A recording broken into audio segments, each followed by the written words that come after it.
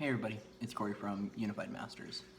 So, the smiles are coming back, the light is turning back on, and that's why I'm here to talk right now, is about what's been going on lately. A lot of, this is more in tune with if you're a gatekeeper, a guardian, a grid keeper, at least in my soul group and on my trajectory, we've been going through a time of death, severe death, death of the old, a complete breaking down of our realities, and I'm starting to understand more and more why. Why it's a natural cycle of life, but why it's occurring, at least right now, in the way that I see it.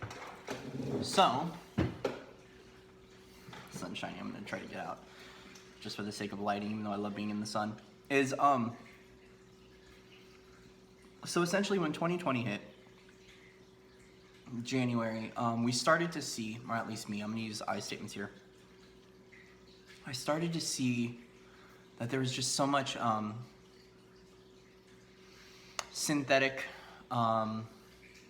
We can call this the inverse matrix.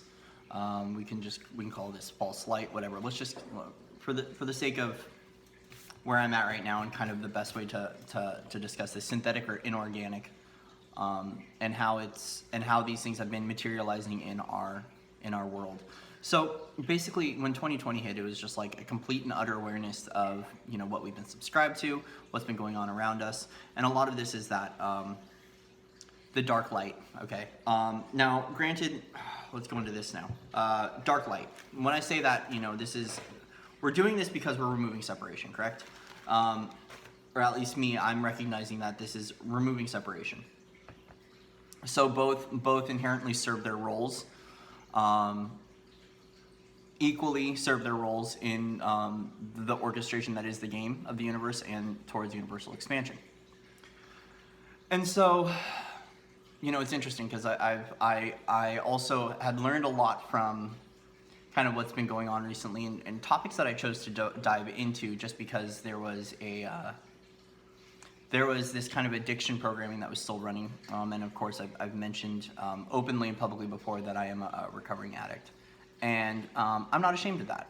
I state this with the utmost clarity and truth, because I want people to know that it's okay to have those things as a part of your narrative, and it doesn't make you less than, it doesn't make you bad, or it doesn't make you good. It's a part of my story, and it's something that I overcame. And so because of this, I had some addiction programming running where I would dive into certain topics, kind of like on this cloud nine, multidimensionality, very, very high up there kind of a thing. And what would happen was there would be this crash that would come from it, that would then land me in these kind of darker moments. And so basically, it's like, what happened was, and this is all tying into the death thing now, is that essentially any and all labels that we are heavily attached to end up creating an incongruency in our field that thus remove us from our authentic selves. And this can even happen with the Lightworker agenda. So even having a title of like, I am a gatekeeper, I'm a gate master, I'm a grid keeper, I'm a grid master, I'm a guardian, I'm a light raiser, I'm a way shower, I'm a beacon, I'm a crystal, I'm an indigo, I'm a star seed. All of these labels with too much attachment to the label end up kind of suffocating our progress. And yes, I think it's good to have a definition, to have like a general framework for what is going on and a way to be able to verbalize it. But when we heavily attach and anchor into those labels too much, what starts to happen is we start to disintegrate our natural value and our inherent value of just being source embodied here now. And so what this kind of death was like a kind of like a death of the old and recognizing what we were subscribed to. A lot of this was awareness of the New Age movement for me.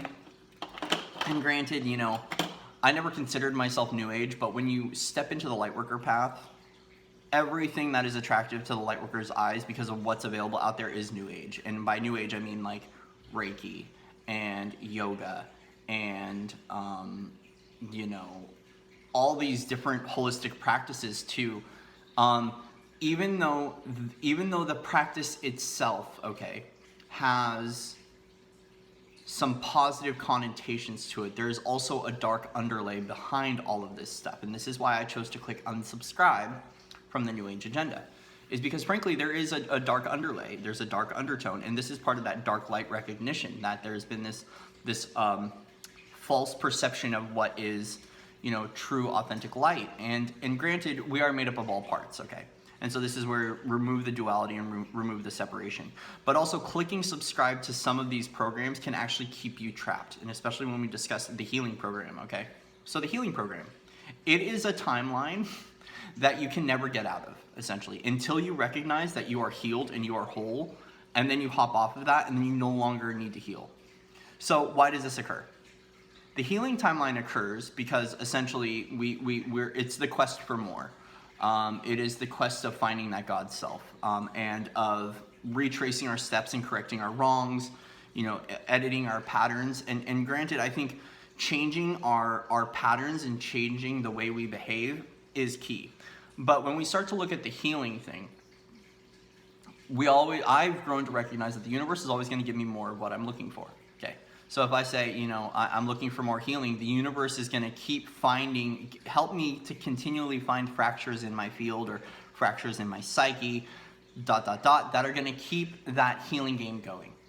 And essentially you kind of reach this point where you're like, you know, and I know anyone that's been on the healing journey for a while is like, I'm really done with this. I'm going to hop off this timeline and hop onto the healed timeline and start to focus more on those whole aspects within me, and to fully integrate all of that. And once you start to do that, you start to just become whole and perfect just as you are. And then you start to step more into alignment with your highest truth, your highest vibrational truth, and your highest alignment, and start to attract more of your real people. Because the other thing too is that we could start to evolve in our spiritual awakening process, where we enter into like certain relationships, friendships, things like that, and then we evolve and our vibration increases. And then there might be a discord in between that relationship that can end up looking like there's a fracture in your psyche, or there's a fracture in you, or there's something that needs to be healed, when in recognition it's just compatibility. Okay? And this is part of this recognition of part of this death overlay that's going down, is that there gets to be a level when you step onto the healing journey, you start to correct your patterns, and especially when we look at the core fundamental wounds that are happening between, you know, ages 0 and 7, and stripping out a lot of that programming. There reaches a time when you got to say enough is enough, and I'm now healed and whole, and step onto that timeline. Because even identifying with that broken aspect, you're not seeing that nugget of what is within you, that golden spark of creation that is you. That embodied Christed being, that embodiment of your higher self that is within you. There's a level of overlay, and this is that synthetic, inorganic overlay that disconnects us from others, but also can disconnect us from ourselves. And part of this death that's been happening recently, and the recognition of like the New Age programs and subscribing to these various labels, is that it was still taking away from our inherent essence, which is that being that is within. And so it needs to dissolve. And how does that dissolve?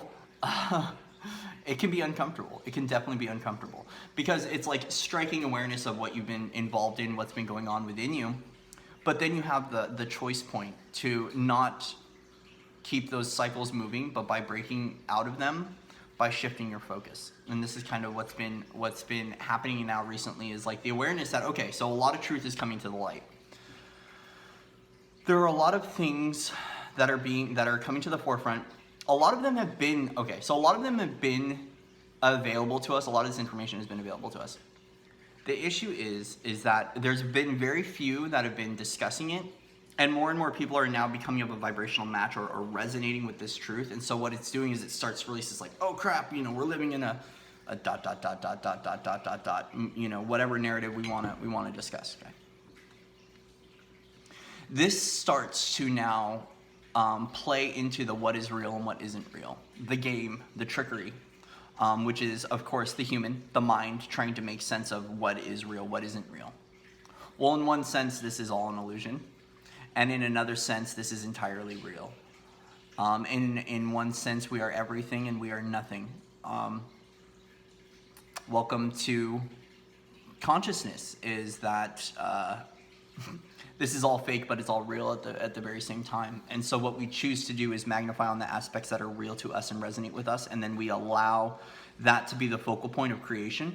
That allows us to rewrite our script and rewrite our story. And this is important right now as this dissolution process is happening and the death is occurring, is that when the death occurs, okay? And so we're seeing this in the macro too, okay? So in the collective, we are seeing death occurring right now. And we recognize that death is never the ending, but it is the closing out period that will stand as a trigger point to everyone that sees that catalytic moment. So that death always seems to occur because there is a contract with that death occurring to impact deeply every individual involved. And so if the individual that is involved in this focuses solely on the grieving aspect, which is, so grieving is fundamental in the healing process and in overcoming these things, because what you're doing is you're essentially allowing all of that enmeshment and all of that frequency and all of those things entailed with that particular person, whether it was someone that was close to you or someone that was afar from you. When that death occurs, there's a grieving period, because that is the dissolution of all of that frequency that's been sitting in your field, and taking all of that and then culminating that into wisdom. It's taking all those learning lessons, all the beautiful things that they shared, and then that catalytic moment of that death and what it's teaching you towards integrating that lesson, so then you can upgrade and expand into the best version of yourselves. So we're seeing this in the macro. We're seeing the death occurring in the macro. And that is reflecting back to us a micro death that is occurring, which is a dissolution of a very important time for at least some individuals. We're losing a lot right now, but it's creating space to essentially discover that nugget of gold that is within us. When we look at the alchemical process of, making a diamond, put a coal under enough heat and pressure and you get a diamond. Same thing when we look at wine, crushing grapes, creating wine. This is a basic alchemical process that, essentially everything must dissolve, because what ends up happening is so the visualization I have is me being connected to all these various things, okay? And so what happens is the universe comes in and starts to cut cords with all of these things, and they start to dissolve, and I feel abandoned. The abandonment wound comes up to the surface, and then I get to let that out, purge that out, and essentially it's a breaking down of more of this shell, and it's allowing these fractures to come into my field to dissolve all this stuff. And what am I left with? I'm left with nothing but self.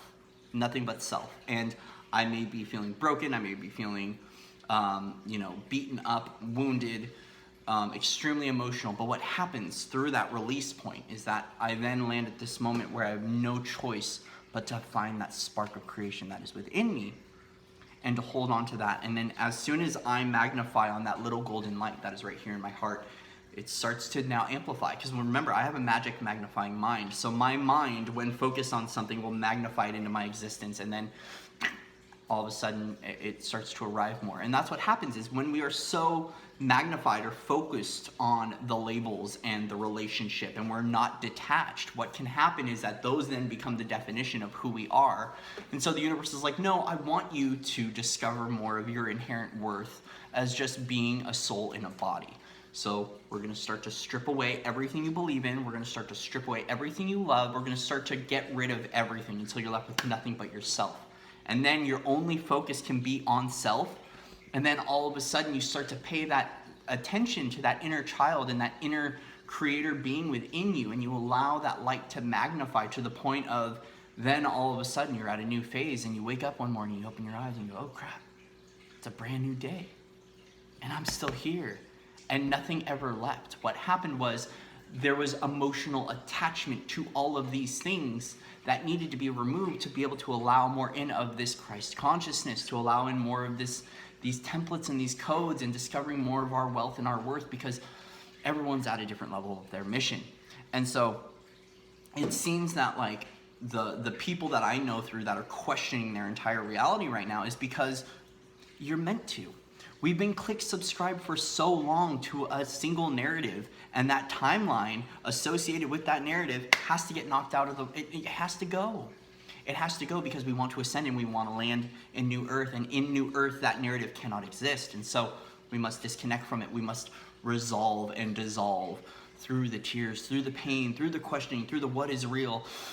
Because then it's like a ping pong match. We go up and we encounter something, we bounce right back to self. We encounter something, it breaks our heart, we bounce back to self. All of this stuff that happens is always a bounce back to self to find out what is true to you and what is true in your heart. Because that's where the creation point is what do you want for yourself? What is your joy?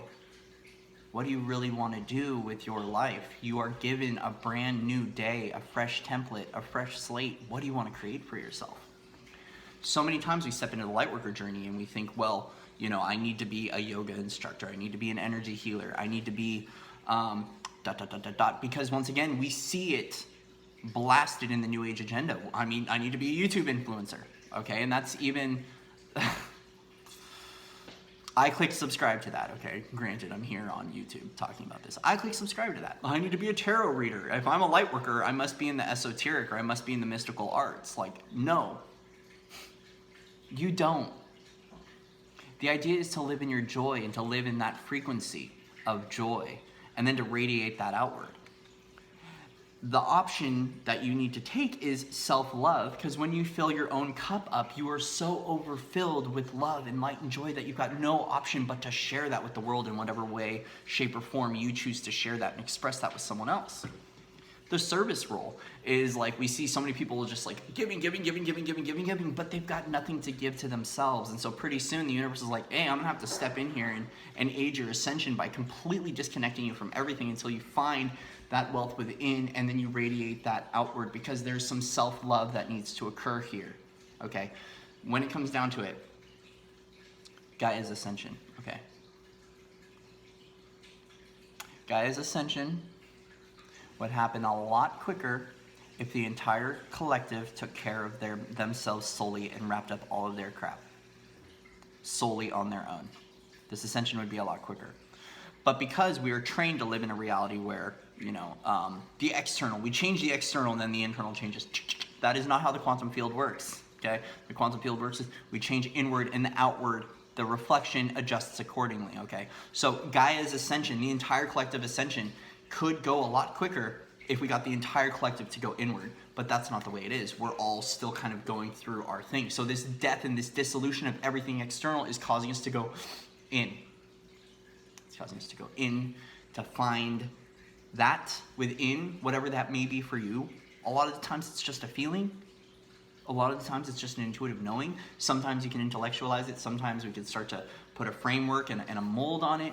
But ideally, if everything's being stripped away from you and you're being called to do absolutely nothing, it's because you need to find that worth of who you are with nothing. Because in that you find that you are everything, and then you start to attract everything. It's a really weird way that the universe chooses to script this sometimes, but it's beautiful just the way it is. And so we must dissolve. We allow all this stuff to go. We break down. We're left with nothing, and we're told do nothing. Because this is what happened to me. It was like, do nothing, Corey. You're not supposed to do anything. You're supposed to sit there. And it was like, it kind of felt like timeout, which, yeah, I needed it. Because as soon as I was okay with me without anything, it brought me back to this state of surrender. Surrender to the process and trust in something a lot larger than me. So granted, I do have power and I do have control over my thoughts, and I have power and I have control over what I create in my reality. But I also must surrender to the fact that there is a divine order and a divine plan, and the universe will always remind me that there is a bigger plan and that there's also help here too. So through this, a lot of this has been allowing this help to arrive and to find what the help is for me. So, you know, even the focal point, I'm going to go into this really quick, is that there's so much discussion on the starseed agenda, okay, and so much discussion on the galactics, that people tend to neglect their inherent strengths and their inherent powers. This is something that also happens with the Lightworker arena. We see people striving, craving for having that person's power, that person's ability, instead of fine-tuning and focusing on the abilities that they hold within and the magic that they hold, leaving this separation. It's like you have a unique skill set to you and unique abilities catered to you that you came here with. And yet you want something else outside of you, and that's creating that separation from within instead of harnessing what you have within, what is your gift. And so this is a big thing to with kind of discovering who you naturally are. So for me, when I connect heavily to like the galactics a lot, which I do connect a lot, I don't find home in the galactics like I do in the dragons and the fairies and the elemental kingdom. And that's just because, I've just got more of a connection to the elements. And so the craving and the quest for discovering that new higher dimensional galactic or starseed race, whatever, is kind of neglected. I've been neglecting those aspects of me, like the dragons and the fae and the elven and the mineral kingdom and the inner earth beings. That has been creating that disconnect from like what really resonates with me, and thus I'm kind of neglecting an aspect of myself. Same with even diving into the conspiracy of angels and the conspiracy of, and I say conspiracy because there's a lot of information that's been coming out about the archangels and a lot of information coming to me from my team and my guides about what's going on. And I'm not going to go into that right now because I don't want to keep creating that into the reality. That discord is unnecessary. But what I'm trying to get at is that like you could be stretching for something that seems so fashionable in the lightworker community, and neglecting an aspect of you that's like waiting to hear you. And sometimes that dissolution, the dissolve process and the death process arrives you back to home and back to self, where you're like, oh, this is what I need to be working with right now. This resonates with me. This makes me feel right here, and you'll know. And what this is the best way that I found to kind of find what resonates is to go out into nature. So yes, of course, I'm connected to the elemental kingdom, but things like sun gazing, staring at the stars, things that you love to do that really make you feel like you've stripped away the synthesis, the synthetic version of this reality, which is like this screen overlay, YouTube, social media, ... What I find is when I go out into nature, I connect with the animals, I connect with the trees, and all of a sudden I feel this warmth and this wealth within, okay? I feel this, feel my heart expand. That to me is knowing what is real. So then I find that feeling, okay? And then when I go out into my world, I will encounter something that is inorganic or synthetic, and I feel it. It will feel like a distortion hitting my field. Something will just feel kind of ucky. You'll know. And basically what these are these little clue signs saying, okay, you're trying to get out of the matrix. You're stepping out of this, and yes, it is dissolving. But in the meantime, when you get in touch with nature and you unify with those aspects and you feel that warmth or whatever works for you. So if it's like listening to a nice song, for me, I would like to recommend you do something organic. So like staring at the stars. I would say stare at the moon, but then there's a whole conspiracy theory discussion on the moon being inorganic. So what I mean is like get in touch with the world around you that doesn't require a screen and and find that warmth and that wealth and focus on that. And then anything that comes into your field or you encounter that's like, you just know to stay away from it. So like for me, it's now having to discover, try to find a new supermarket that resonates with me, because I'm sick of going to Walmart and H-E-B. That's a big thing.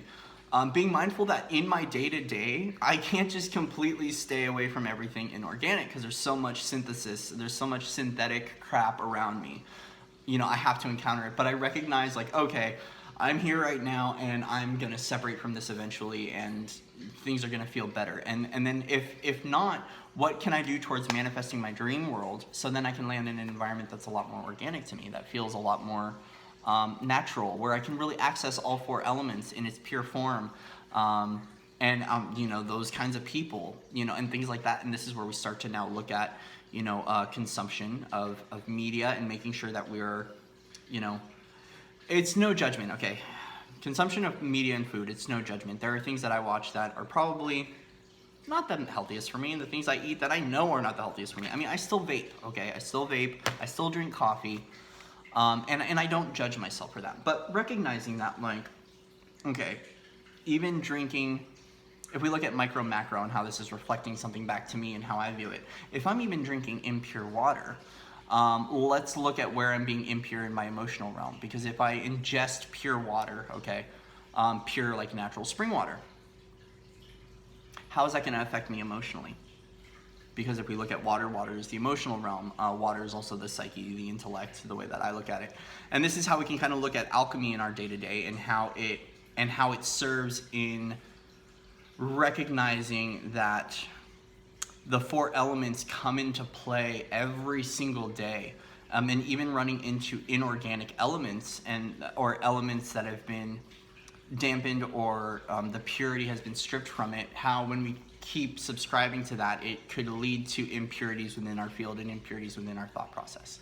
And this stuff is like, this is what a lot of this recognition has been since 2020, is like how much this stuff is affecting us at a micro level, and then how it starts to affect the macro when we start to look at, you know, even as being down to mufflers on cars and how that's affecting the solar body and how that's affecting sound, being kept in a state of fight and flight because you live in a city, how disconnected you are from nature, how much television and electronics has really taken away from those natural resources that we so choose to acquire, and how kind of the natural beauty of Mother Earth has been completely raped and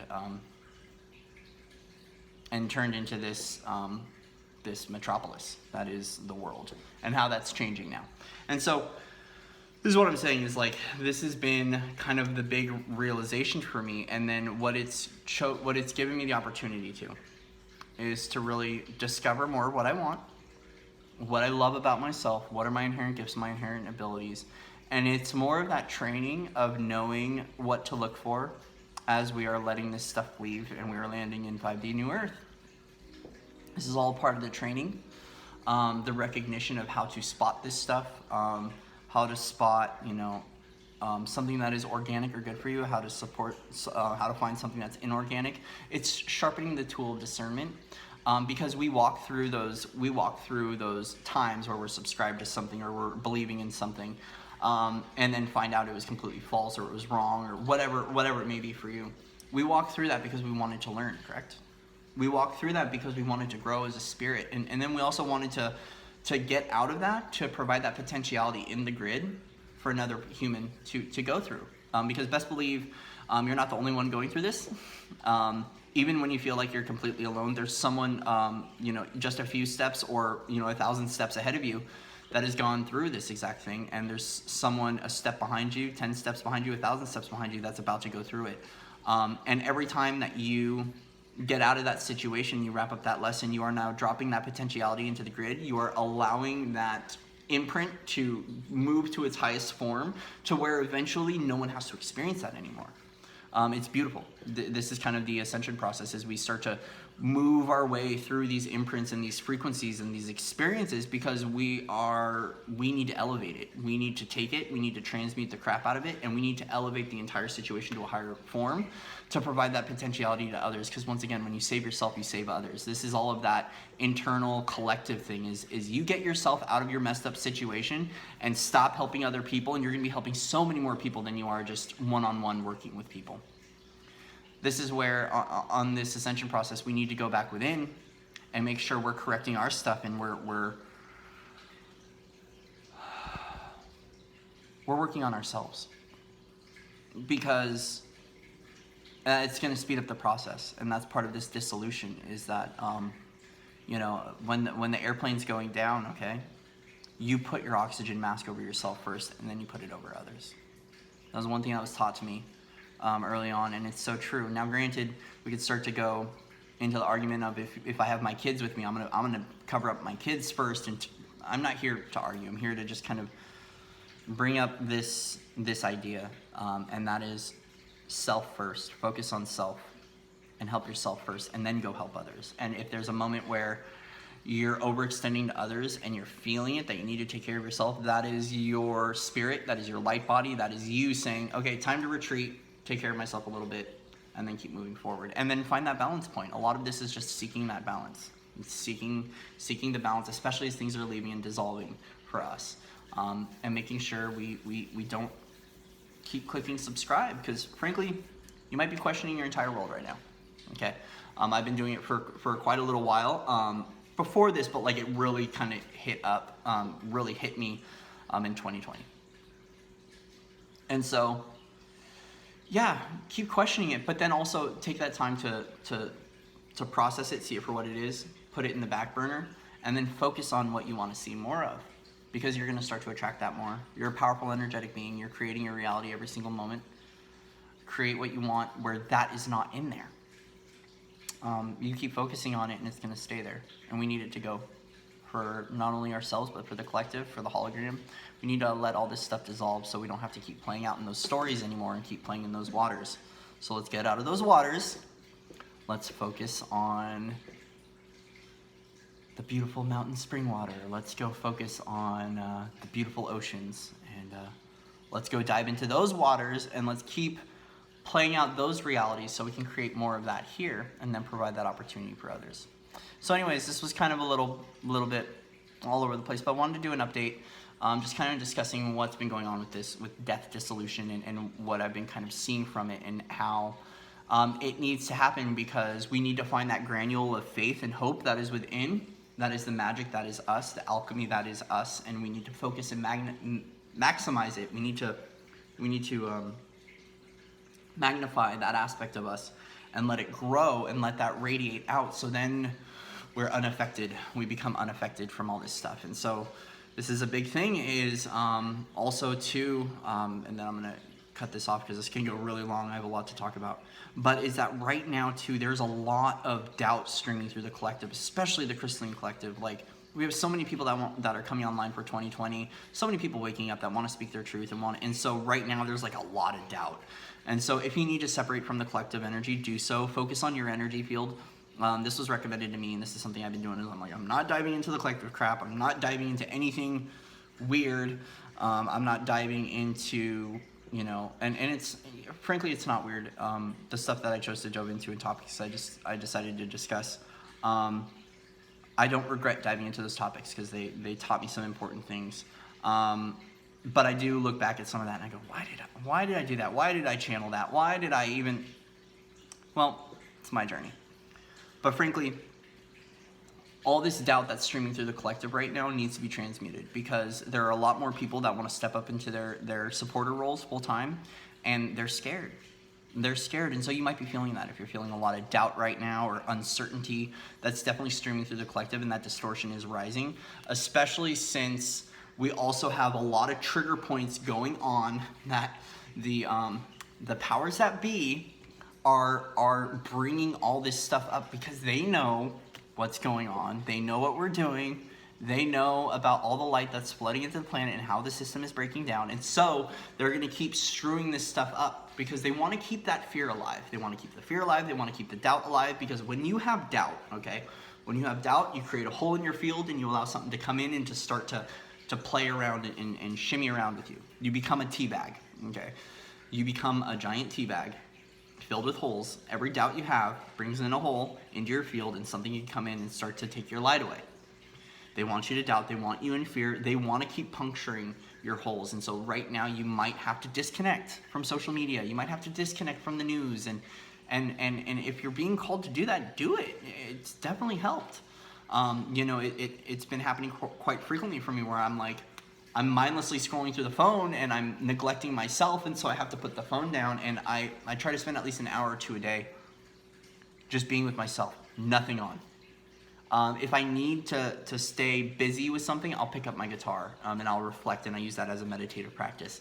But it's not just like meditating and like meeting with the guides, but like being with myself when it feels uncomfortable until it's comfortable again, and being able to allow myself to feel what I need to feel.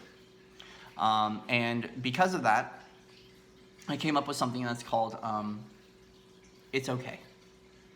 And I want to share that right now, and then I'll wrap this up because I could just go on and on and on with all the stuff that's been going on. But it's called It's Okay. And essentially, it is an exercise to help you with clearing. If you don't know how to do energy clearing, if you're feeling something within you and you're trying to figure it out, you can start to journal about everything you're writing. And so for me, like I say, it's okay to feel sad.